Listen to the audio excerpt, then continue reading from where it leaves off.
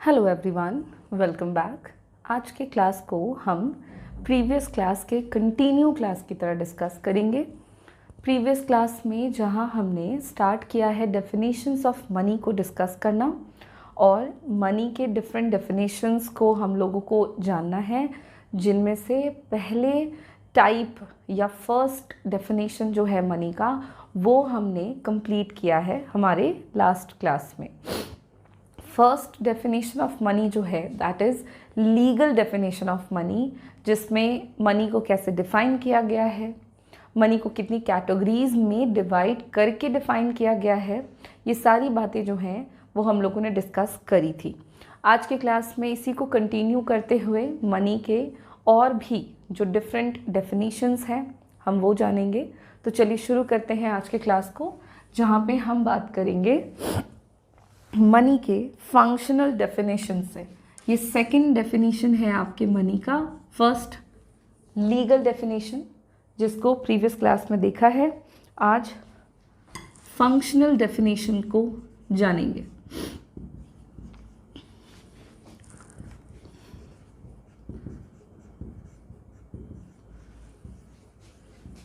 ये जो functional definition of money है ये इस बेसिस पे है, जैसे कि लीगल डेफिनेशन ऑफ मनी क्या था, कानूनी तौर पर हम मनी को जैसे डिफाइन करते हैं मनी वही है। According to legal definition of money, money क्या था, तो money is what the law says is money. Money वो है जिसको कानून ने पैसा कहा है।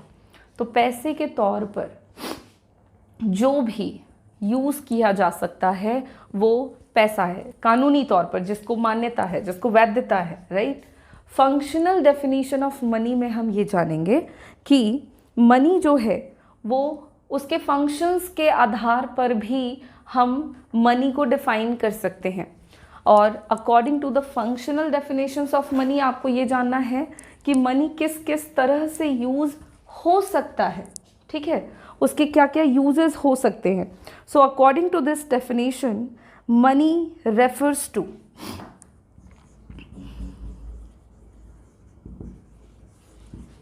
according to this definition money refers to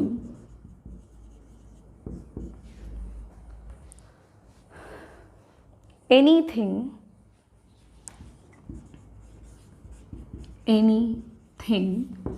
that performs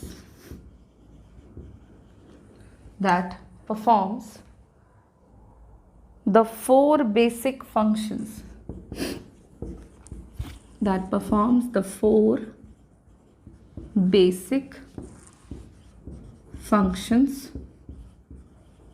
of money.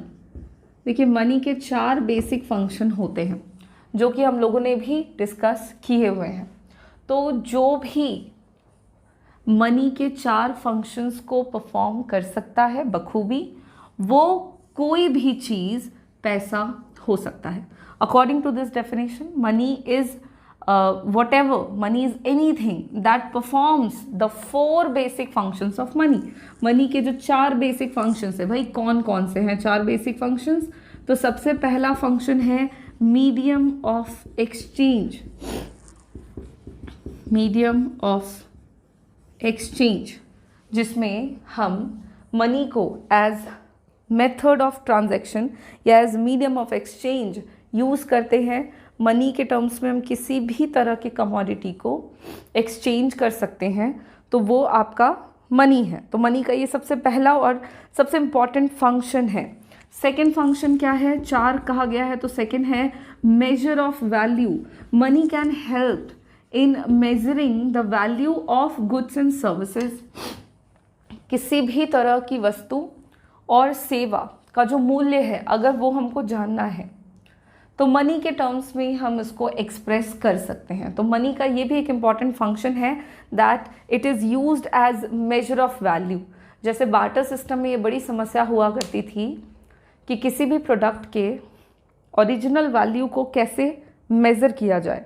Money ने उस प्रॉब्लम को सॉल्व किया और इसने मतलब मनी के टर्म्स में हम हर तरह के गुड्स एंड सर्विसेज के वैल्यू को मेजर कर पाते हैं, जिसकी वजह से आसानी से हम गुड्स एंड सर्विसेज को एक्सचेंज भी करते हैं। ठीक है, नेक्स्ट जो आपका इम्पॉर्टेंट फंक्शन है मनी का, that is store of value. Money को स्टोर करके भी रखा जा सकता है। अगर मनी के जगह पे आप किसी दूसरे कमोडिटी को स्टोर करना चाहें तो उसमें मुश्किल होगी, because goods can be of two types, durable and perishable. Perishable goods जो होते हैं वो जल्दी ख़राब हो जाते हैं, उनका लाइफ शेल्फ जो होता है वो कम होता है, लिमिटेड होता है, जिसकी वजह से गुड्स को स्टोर कर पाना मुश्किल है। बट मनी के केस में बात करें, then money can be stored, पैसे को स्टोर करके रख सकते हैं और ये ख़राब भी नहीं होंगे। तो ये भी एक इम्पॉर्टेंट फंक्शन है जो मनी का होता है। उसके अलावा एक और फंक्शन है, that is standard of deferred payments. Standard of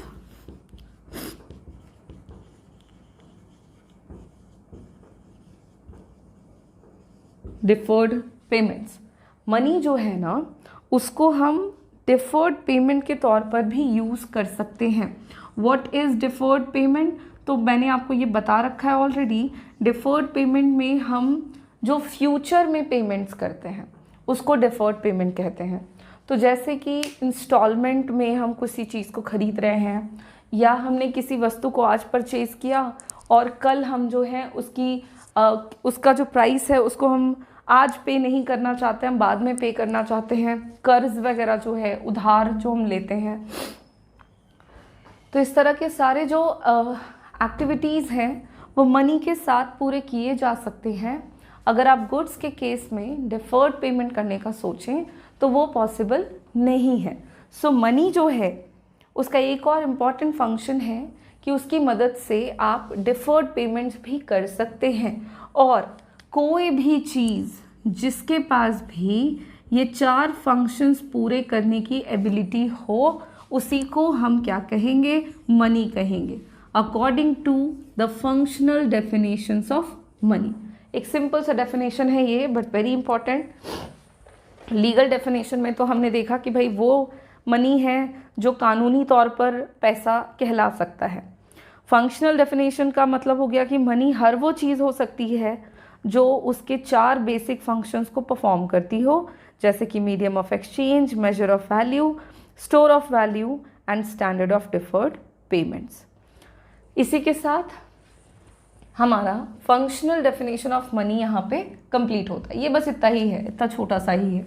अब हम लोग चलेंगे हमारे अगले डेफिनेशन पर। मैंने आपको बताया है 4 डेफिनेशंस हमको जानने हैं मनी के, 2 हो गए हमारे, तीसरा देखते हैं कि मनी को और कैसे डिफाइन किया जा सकता है। Then the money can be defined on the basis of liquidity. So the definition of money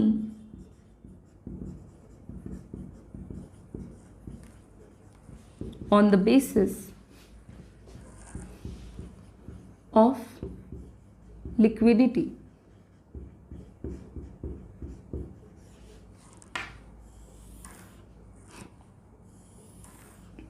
ठीक है, लिक्विडिटी के बेसिस पर भी मनी को डिफाइन किया जा सकता है। क्या है लिक्विडिटी? पहले तो लिक्विडिटी समझें आप। तो लिक्विडिटी का मतलब हो गया कि जब हम किसी भी लाइक मनी की केस में बात करें तो जो कैश के फॉर्म में पैसा है उसको लिक्विड मनी कहते हैं। क्यों? क्योंकि देखो लिक्विड क्या होता है, एक एग्जाम्पल से आप इस बात को समझें कि लिक्विड जो है वो आप किसी भी चीज़ में डालो, किसी भी बर्तन में, किसी भी जगह पर, तो वो उसका शेप ले लेता है, राइट? सो पैसा जो है दे हैव कैपेसिटी कि वो इतना लिक्विड होता है कि आप क्या कर सकते हो कि पैसे से कोई भी चीज़ परचेज कर सकते हैं। You can buy anything in terms of money. So it has a feature known as liquidity, उसको लिक्विडिटी कह सकते हैं। ठीक है, सो लिक्विडिटी के बेसिस पर जब हम मनी को डिफाइन करना चाहें तो कैसे कर सकते हैं, ये देख। So on the basis of liquidity of money अगर हम बात करें डेफिनेशन की, तो on the basis of liquidity of money can be classified into 2 parts. Then ना मनी को हम 2 पार्ट्स में डिवाइड कर सकते हैं, क्लासिफाई कर सकते हैं अगर हम लिक्विडिटी की बात कर रहे हों तो। सबसे पहला हो जाएगा आपका मनी और liquid form of money. First of all money, और you can say liquid form of money. क्या मतलब हुआ इसका? तो जब हम बात कर रहे हैं मनी या फिर लिक्विड फॉर्म ऑफ मनी, तो इसका मतलब ये हुआ कि मनी जो होता है ना, उसके पास एक जनरल एक्सेप्टेंस होता है। मतलब कहने का है कि मनी के पास एक क्वालिटी है विच इज़ कि उसको वो जनरली एक्सेप्ट कर लिया जाता है, ठीक है, जिसकी वजह से उसको मोस्ट लिक्विड एसेट कहा जाता है। क्योंकि मनी जो है वो जनरली एक्सेप्टेड होता है by everyone, so general acceptance इसको मिला होता है। इसी की वजह से मनी का मोस्ट कॉमन फीचर होता है कि इसको आप एक लिक्विड एसेट के रूप में यूज़ कर सकते हैं। तुमको किसी भी चीज़ की ज़रूरत है तो तुम्हारे पास सिर्फ पैसा होना चाहिए, आपके जेब में बस पैसा होना चाहिए। उस पैसे की मदद से you can buy, you can have, you can get anything, right. So इसको कहते हैं हम लिक्विड एसेट्स की क्वालिटी होना। मतलब ये हुआ लिक्विडिटी से क्या मतलब है, तो लिक्विडिटी से मतलब है कि जिसको भी हम मतलब क्या हुआ, by liquidity we mean the speed and certainty with which an asset can be converted back into money. Okay, कहने का मतलब हुआ लिक्विडिटी मीन्स कि वो स्पीड और वो सर्टेनिटी, वो निश्चितता और उस तेजी के साथ आप किसी भी तरह की चीज़ को मनी के बदले में प्राप्त कर सकते हैं, कन्वर्ट कर सकते हैं इन terms of money. So this is called liquidity. और ये आपका एक बहुत ही कॉमन बट इम्पॉर्टेंट डेफिनेशन हो जाता है मनी का कि कॉइन्स हो गया आपका, करेंसी नोट्स हो गए आपके, बैंक मनी हो गया, these are the most liquid form of money with which you can convert into any asset. आप किसी भी तरह के एसेट को कन्वर्ट कर सकते हैं मनी की मदद से, और मनी में कॉइन्स की मदद से, करेंसी नोट्स की मदद से, बैंक मनी की मदद से, किसी भी मनी से, राइट। तो ये आपका पहला डेफिनेशन होता है जिसको हम क्लासिफाई कर रहे हैं मनी और लिक्विड फॉर्म ऑफ मनी में। सेकेंड आपका होता है near money. Second classification is near money. What is near money? क्या बोलने का मतलब हुआ इसका? So it includes those financial assets which are not as liquid as coins and currency notes but can be easily converted into money for paying debts। देखिए, near money का मतलब हो गया आपका कि इसके अंदर वो सारे फाइनेंशियल एसेट्स आते हैं जो कि डेफिनेटली कॉइन्स या फिर जो कि डेफिनेटली कॉइन्स, नोट्स, इन सब को इंक्लूड नहीं करते, बट इसके अंदर हम उन तमाम चीज़ों को इंक्लूड करते हैं जिसको हम मनी की तरह यूज़ कर सकते हैं, जिनके पास मनी की तरह एक जनरल एक्सेप्टेबिलिटी होती है, मनी की तरह ही लिक्विड एसेट्स की क्वालिटी हो, उसको हम नियर मनी कहेंगे। और इसको जनरली हम डेब्ट वगैरह पे करने के लिए यूज़ करते हैं। For example national saving deposits हो गया आपका, फिक्स्ड डिपॉजिट रिसीट्स हो गए आपके, बॉन्ड्स हो गए, ये सारी चीज़ें आपके नियर मनी के एग्जाम्पल्स में आती हैं। क्या क्या बोला? तो नेशनल सेविंग डिपॉजिट्स हो गया, जो गवर्नमेंट स्कीम्स में पैसा हम सेव कर रहे होते हैं, उसके बदले में आपको कुछ क्या मिलता है, काइंड ऑफ सर्टिफिकेट मिलता है, तो आप उस सर्टिफिकेट को किसी को दे सकते हैं। मान लीजिए कि आपने क्या करा हुआ है कि अच्छा, इसमें और भी चीज़ें आ जाती है लाइक बॉन्ड्स हो गए, ETC। आपने किसी से पैसा उधार लिया है और आपने उसको बोला कि हम आपको 6 महीने बाद वापस करेंगे। 6 महीने के लिए आपके पास एक नेशनल सेविंग डिपॉजिट स्कीम में आपने पैसा लगा रखा था और 6 महीने के बाद आपको वो पैसे मिलने वाले थे। तो इसको प्रूफ करता हुआ आपके पास कोई सर्टिफिकेट था, आपने क्या करा कि उस व्यक्ति को वो सर्टिफिकेट दे दिया कि 6 महीने बाद मैं तुमको पैसे दूंगा, उससे बेहतर है तुम अभी ये सर्टिफिकेट जो है या ये जो पेपर है, कागजात है, ये आप रख लो, सो दैट कि फ्यूचर में जब 6 महीने बाद मुझे पैसे मिलने वाले होते तो वो पैसे आप रख लेना। सो क्या कर रहे हैं हम यहाँ पे, मनी को डायरेक्टली यूज नहीं कर रहे, कॉइन्स नहीं है यहाँ कहीं पर भी, यहाँ कहीं पर भी आपके अदर एसेट्स नहीं है लाइक करेंसी नोट्स वगैरह, ये सब नहीं है। लेकिन अगर ध्यान दें तो यहाँ पे हम मनी की ही तरह क्वालिटी रखने वाले कुछ ऐसे एसेट्स को यूज कर रहे हैं, फाइनेंशियल एसेट्स को यूज कर रहे हैं जो कि नियर मनी के तौर पर यूज किए जा सकते हैं। सो ये आपका सेकेंड क्लासिफिकेशन हो जाता है जब हम मनी को क्लासिफाई कर रहे होते हैं, डिफाइन कर रहे होते हैं on the basis of liquidity. Then the money can be classified into as money और a liquid form of money and near money. So ये आपका थर्ड डेफिनेशन जो हम डिस्कस कर रहे हैं वो यहाँ पे फिनिश होता है। जैसे नियर मनी क्या है ना कि इसकी मदद से आप डायरेक्टली कोई भी गुड्स एंड सर्विसेज को परचेज नहीं कर सकेंगे। ये याद रखिएगा कि तुम दुकान में जाके बोलोगे कि ले लीजिए आप नेशनल सेविंग डिपॉजिट का, मेरे पास एक सर्टिफिकेट है, आप इसको रख लो और इसके बदले में मुझे एसी दे दो, तो आप परचेज नहीं कर पाओगे, ये काम आप नहीं कर सकोगे। लेकिन डेप्ट वगैरह चुकाना है और ये डिपेंड भी करेगा सामने वाले की एक्सेप्टेबिलिटी पर। अगर वो एक्सेप्ट करना चाहे तो आप इसकी मदद से उसे डेप्ट चुकाने में इस तरह के नियर मनी के तौर पर फाइनेंशियल एसेट्स को यूज कर सकते हैं। ठीक है, ओके। सो ये हमारा थर्ड कैटेगरी का डेफिनेशन जो है वो यहाँ पे फिनिश हो जाता है। और अब हम लोग देख लेंगे हमारे next fourth definition of money को। हमें 4 तरह के मतलब अलग अलग डेफिनेशंस हम डिस्कस कर रहे थे, 3 हमने यहाँ पे आज फिनिश कर लिया है, चौथा भी हम डिस्कस करके डेफिनेशन ऑफ मनी के ब्रॉडर कॉन्सेप्ट को जो देख रहे हैं वो फिनिश कर लेंगे।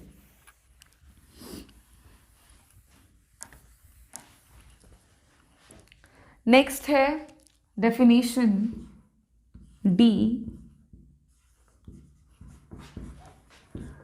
On the basis of scope.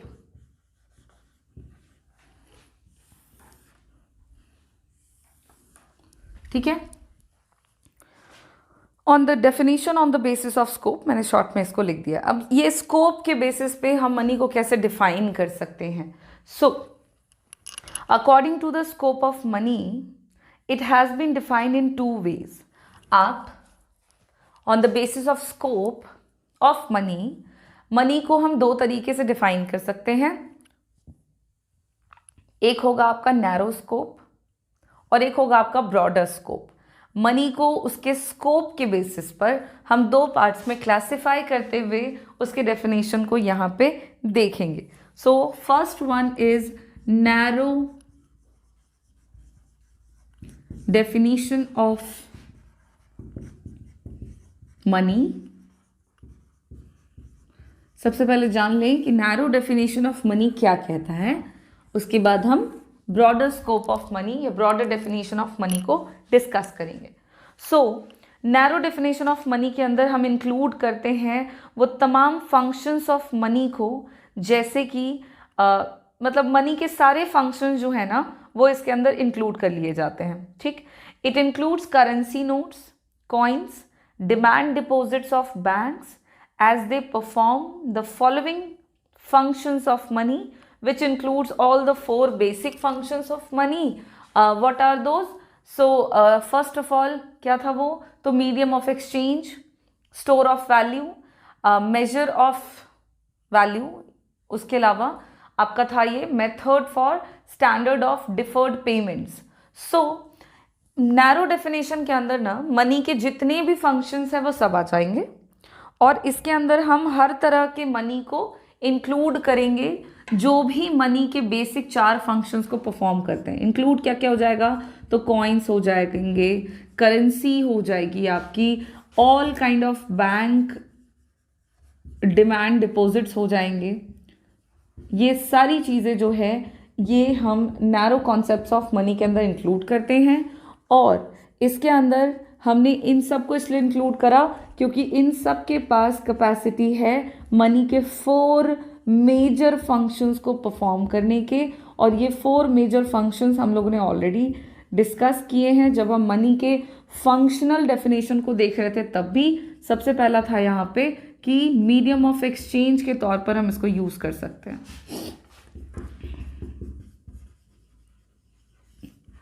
ठीक है। सेकेंड था आपका स्टोर ऑफ वैल्यू। थर्ड था आपका measure of store of value, major of value,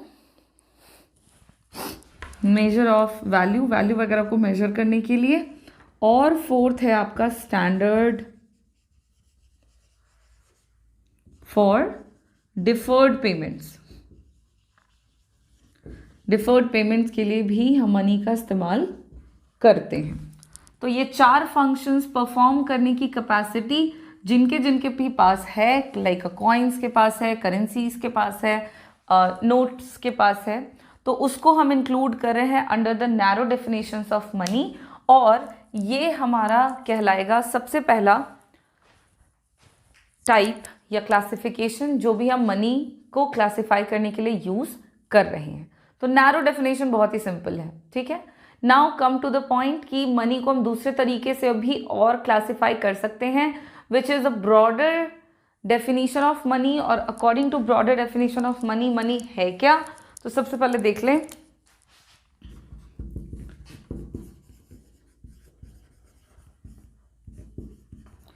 broad definition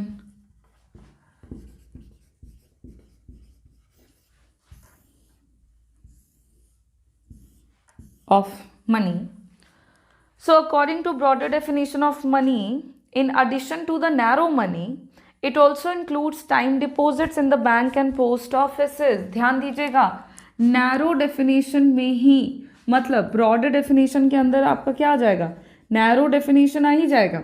narrow definition को ही और जब हम एक्सटेंड करते हुए इसी में और जब हम एक्सटेंड करते हुए इसमें इंक्लूड कर देते हैं टाइम डिपॉजिट्स को, time deposits in banks, banks में जितने भी टाइम डिपॉजिट्स हैं, पोस्ट ऑफिसेज में जितने भी टाइम डिपॉजिट्स करे गए हैं, उन सबको जब हम इंक्लूड कर देते हैं नैरो डेफिनेशंस ऑफ मनी के अंदर आने वाले मनी में, like coins, currency, banks, demand deposits, तो वो बन जाता है आपका क्या? तो broader definition of money. Time deposits के अंदर इंक्लूड होगा high degree of money and can be converted into checkable deposits with in a short span of time. ध्यान दीजिएगा, जब हम टाइम डिपॉजिट्स की बात कर रहे हैं तो इसके अंदर हम किसको इंक्लूड करेंगे? तो high degree of money, money के हाई डिग्री की का एक अलग सा कॉन्सेप्ट है जो कि मैं आपको आगे के क्लासेस में समझाऊंगी। सो टाइम डिपॉजिट्स के अंदर ना हम उन सबको इंक्लूड कर रहे हैं, और जो चेकेबल डिपॉजिट्स है जिसको हम शॉर्ट टाइम पीरियड के लिए कर सकते हैं वो भी इसके अंदर इंक्लूड होता है। So broad definition of money is equals to आप क्या लिख सकते हो? तो आप इसके अकॉर्डिंग लिख सकते हो money deposits according to the broad definition of money, money assets plus near money, money assets और नियर मनी को ऐड कर दो तो निकल के आता है आपका क्या? तो broad definition of money. Broad definition of money को आप निकाल सकते हो इन दोनों को ऐड करके। जितनी भी बातें हमने बोली है वो यही है। Broader definition of money is basically the addition of narrow definition of money, in which we also include all kind of time deposits in the bank and post offices as well. Time deposits in banks and post offices की जहाँ पे बात करेंगे, then high degree या high powered money के साथ साथ यहाँ पे checkable deposits जो बैंक में short time period के लिए होते हैं वो भी आ जाएंगे। साथ ही साथ यहाँ पे पोस्ट ऑफिसेज के केस में भी वही सारी बातें होंगी, और इन दोनों को हम कह सकते हैं money assets plus near money, और दोनों को ऐड कर दो तो निकल के आ जाएगा आपका ब्रॉड डेफिनेशन ऑफ मनी। और इसी के साथ मनी के चौथे डेफिनेशंस को जो कि हम देख रहे हैं on the basis of scope, वो हमने यहाँ पे फिनिश कर लिया है। और इसको ख़त्म करते ही हमारा जो टॉपिक चल रहा था डेफिनेशंस ऑफ मनी, वो हमारा यहाँ पे फिनिश हो गया है। अब एक छोटा सा और टॉपिक रह जाता है which is the classification of money. Money को हम कितने तरीके से क्लासिफाई कर सकते हैं, और लाइक अ कॉइन्स, मनी के तौर पर दिमाग में क्या आता है हमारे, कॉइन्स है, करेंसीज हैं, बैंक डिपॉजिट्स हैं, बट उसके अलावा भी मनी को हम क्लासिफाई करते हैं। लाइक अ प्लास्टिक मनी हो गया आपका, नियर मनी का कॉन्सेप्ट हम यहाँ यूज़ कर रहे हैं। सो इसको हम हमारे नेक्स्ट क्लास में ज़रा डिटेल में डिस्कस करें कि क्लासिफिकेशंस ऑफ मनी कितने तरीके से किए जा सकते हैं, कौन कौन से हो सकते हैं, और उनको उनके मीनिंग के साथ हम डिटेल में समझेंगे हमारे अगले क्लास में। आज के क्लास को हम इसी टॉपिक को ख़त्म करके फिनिश करेंगे। Thank you.